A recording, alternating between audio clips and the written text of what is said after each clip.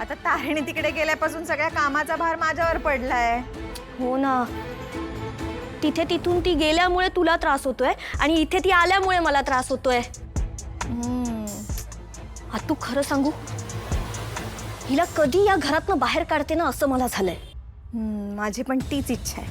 तुला इथून तिला बाहेर काढायचंय का? अगं हा, म्हणजे ती इथे आली की कसं माझ्यावरचा कामावरचा भार कमी होईल ना ग, म्हणून. हां, हो बरोबर आहे. तू तुला जर काही पॉसिबल असेल तर प्लीज काहीतरी कर आणि तिला इथून घेऊन जा. मला ना ती ह्या घरात सहनच होत नाहीये. तू ये इकडे आणि तिला ने बाई. हो म्हणजे आम्ही यायचंच म्हणत होतो, पण तुला वेळ असेल तर. हा म्हणजे जबरदस्ती नाही काही. अगं त्यात काय, ये ना. तसंही आज युवी नाही आणि मला बोरच होत आहे. तुम्ही आलात तर छान टाइमपास करू. हो ना, वा वा, चल येतोच मग आम्ही. आणि काव्याच्या मनाची पण तेवढीच शांती होईल तुला भेटल्यावर. हो या ना, मी तुमचा स्वयंपाक पण करायला सांगते आणि जेवायलाच या. हा हो हो, लगेच आम्ही आवरून निघतोच लगेच अगदी. ठेवते. ऐक ऐक, तारिणी आहे का तिकडे? तारिणी मला नाही वाटत. बरं झालं, तिचं तोंड पण बघायची इच्छा नाहीये काव्याला. काव्याला? म्हणजे काव्याला पण आणि मला पण ग. तुला भेटायला येतोय ना आम्ही. ती कशाला हवी आहे तिकडे उगाच डोकं फिरायचं तिचा चेहरा बघून. हा बरोबर. नाही नाही, ती कुठेतरी बाहेरच गेलीये, बहुतेक त्या आश्रमात गेली असेल. अच्छा हो का? आणि मग केदार म्हणजे तो पण गेलाय का बाहेर? नाही म्हणजे जाताना तर दिसला नाही तो. असेल इथेच, तिच्या वाटणीची कामं करत असेल. काय? तो घरची कामं करतो तिकडे सगळे? बिचारा माझा. तू काव्य आहे का ग तिकडे? हा म्हणजे केदारचं काय सांगत होतीस तू?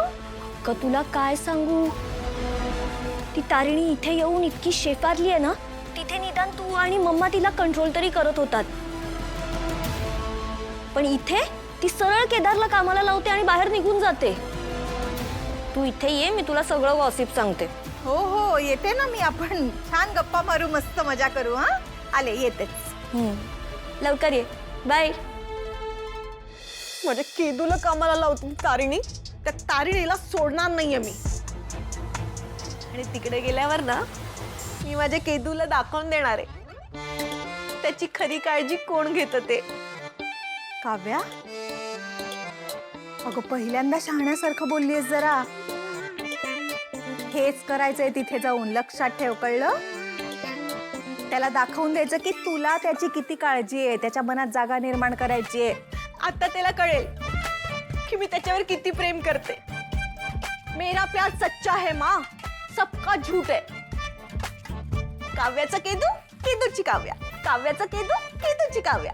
आज झाली का नाटकं? तिथे जाऊन नाटकच करायची आहेत. जरा शिल्लक ठेव थोडी. चल चल निघूया आपण. आणि ऐक, तारिणी नाहीये, केदार एकटा आहे तिकडे. या संधीचा पुरेपूर फायदा घ्यायचा आहे तुला. आई तू पण ना काहीतरीच बोलतेस. जा बाबा. काय फेडी बेडी आहे काही? लाजतीये. तिथे जाऊन लाज नाही आणली म्हणजे मिळवलं.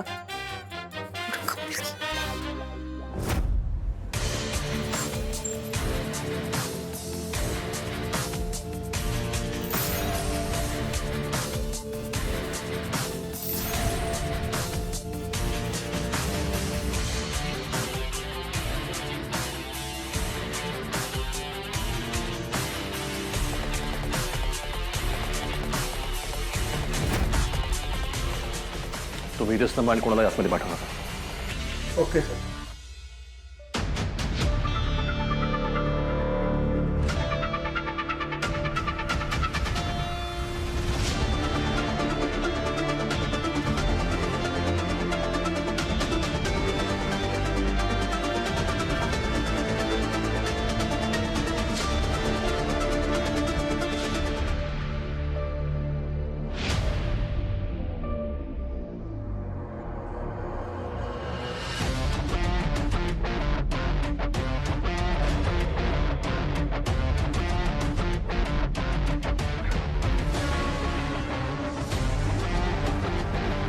जय हिंद सर.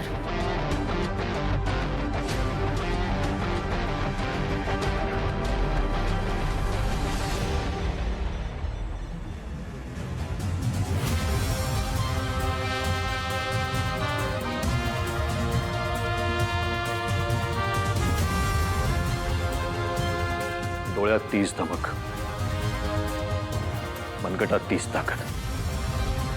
समोर हेड कॉन्स्टेबल वसुधा बेलसरे उभी असं वाटतं. तू आज जे केलंस त्याला तोड नाही.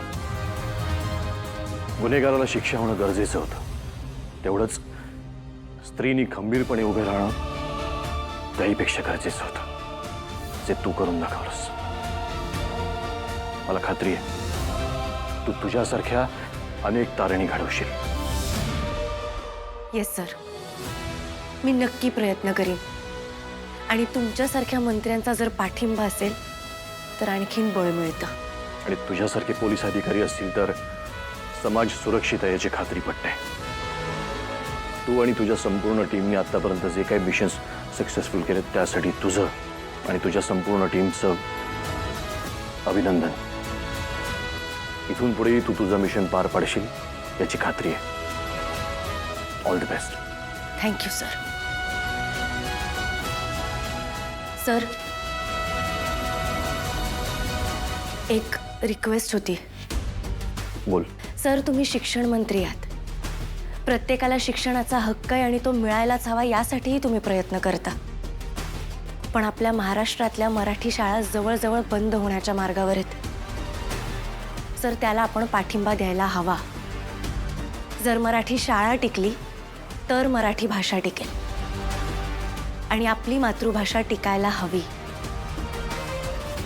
तुम्ही यासाठी प्रयत्न करावात एवढीच माझी इच्छा आहे. नक्कीच प्रयत्न होतील. त्या मुलांचं भविष्य माझ्या समोर आहे आणि ते जपण्यासाठी मी प्रयत्न करीन. Thank you sir. जय हिंद. जय हिंद.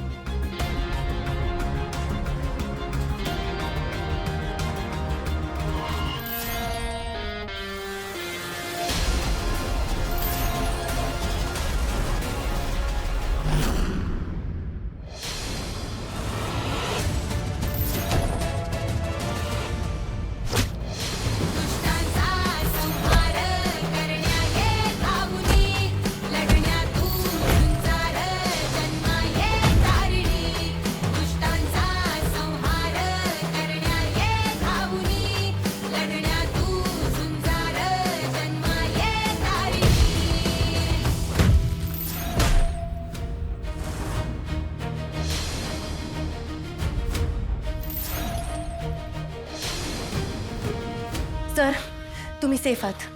तुम्ही निघू शकता.